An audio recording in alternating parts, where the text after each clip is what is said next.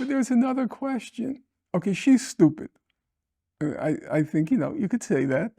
Not the brightest light in the circuit, not the sharpest tool in the shed.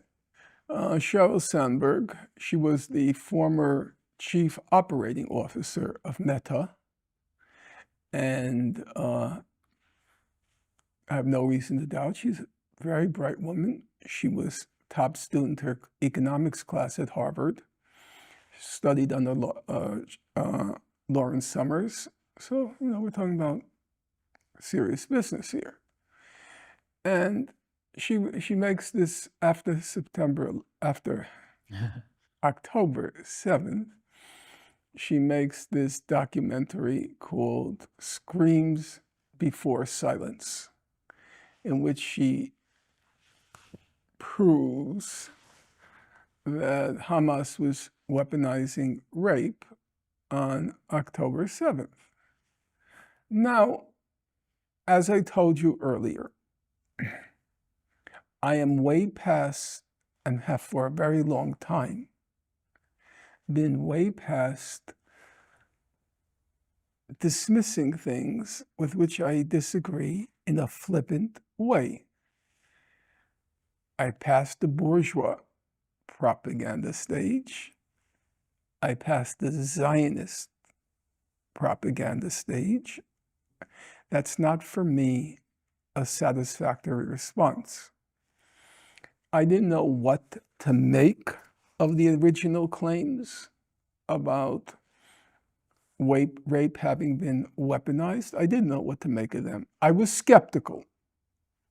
I was skeptical for reasons which I don't think many people were convinced by, but it convinced me. I know devout Muslims, and I know roughly Gazan culture. And it did not, if you remember, and here I want to, say out loud, people did not agree with me, but they were describing the Israelis were describing gang rapes that allegedly occurred on October 7th, where the men were carrying on with such sexual bravado and such sexual confidence. You will recall they talked about cutting off a woman's breast and tossing it around, things like that. And most of the guys who burst the gates of Gaza were around 20 years old. They weren't married because Hamas was a large enough organization, not the claims that are made, but probably around 15,000 people.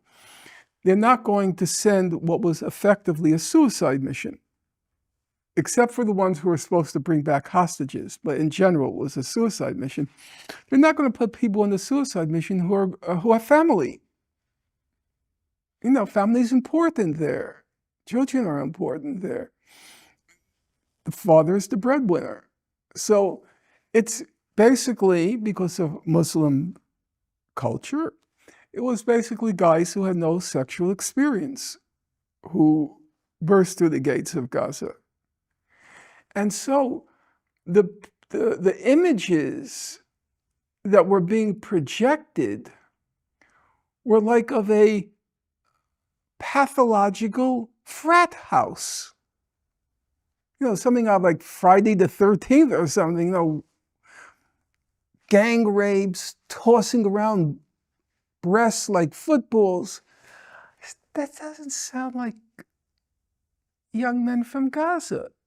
I'm not saying they're not capable of it. And I remember a good friend of mine, Muin Rabbani, who I think the world of, he said, well, in war, things happen. Yes, I will grant that, but I didn't believe this. It just didn't sound right. But as Lenin, Vladimir Ilyich Lenin, he liked to quote what was then a British proverb, facts are stubborn things. I have to get the facts. This is a speculation. It's a hunch. It's not a fact. So I started to look what was the evidence that was being adduced in support of this claim. There was no forensic evidence. There was no what's called medical legal evidence. The claim, and it did have a patina of plausibility, was the numbers of people killed were so large on October 7th, and they were processing the bodies so rapidly that they had no time to preserve any possible forensic evidence, semen, things like that. Okay, I kind of thought that was plausible, but there was one thing that didn't strike me as plausible. So in Pramila Patten, who was sent on this quote-unquote, wasn't an investigation. She said, because I don't know anything about investigations. Whatever she was on, I never knew what exactly she was supposed to do. She said she was supposed to give voice to the victims. I thought, well, that's a little bit premature because you don't know if there were victims of rape. That's what you're supposed to find out before you give voice to them, okay? And here, you're as capable as me of rendering a judgment. So what tipped the scales for me was the following. Pramila Patten said, we looked at 50 hours of video, 50 hours of digital, they call it digital evidence. And it was from every possible source. There was CCTV. There was dash cam video, digital evidence. There was body cam digital evidence from the militants who were killed. They had the cameras, okay? There was iPhone, all right? 50 hours. It's not a small amount. That's several Cecil B. DeMille extravaganzas. And she said we looked at 5,000 photographs. Again, not a small amount. And she said we have no digital or photographic evidence of sexual violence. Those are her words. No digital. So striking. That did not seem to me very plausible. You're describing gang rapes to the left of me, gang rapes to the right of me. That's what they're describing at the Nova Music Festival, where the biggest killings occurred. They're saying gang rapes, gang rapes, gang rapes. And then your generation, which is not my generation, you know that your generation documents everything. You go to a restaurant with somebody and they serve the dishes. Waiter, can you take a picture of the dishes? You take a picture of this. You can take a picture of that. Now, the alleged witnesses, they said they were hiding when they observed the gang rapes. You didn't take out a camera? Now you say, well, maybe it's wartime. Well, I got news for you. Israelis are posting every day on the social media, on Facebook and elsewhere, images of what they're doing in Gaza. I mean, it's just so off the wall. I mean, really, very sick country, very sick country, very sick.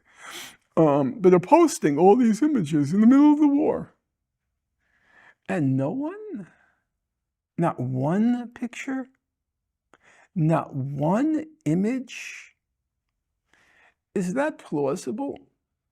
Well, what do you say? Is that plausible? No, it seems unlikely to me. Yes.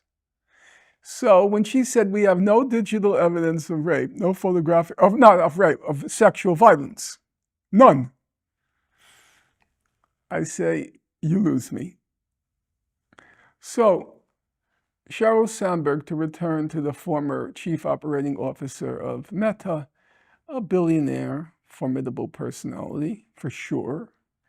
She knows academic standards. She knows academic standards. She knows scholarly standards. She knows evidentiary standards. She's got to. You're not the top student in your class in economics at Harvard University and not know evidentiary standards.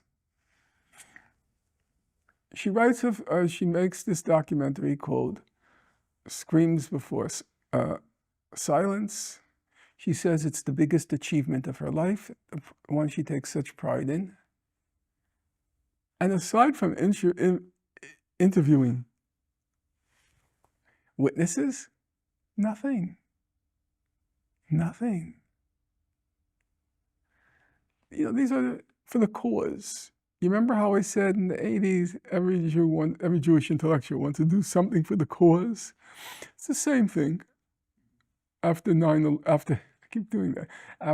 October 7th, they want to do something for the cause to show that, you know, the solidarity and that they are willing to make, I know it's laughable, but to make sacrifices for the cause. So this is her biggest achievement. And I wrote in the book, if this is her biggest achievement, and she's lived a squandered life. I didn't, you know, people ask me whether I entered with presumptions, prejudices. As I said, it seemed implausible to me.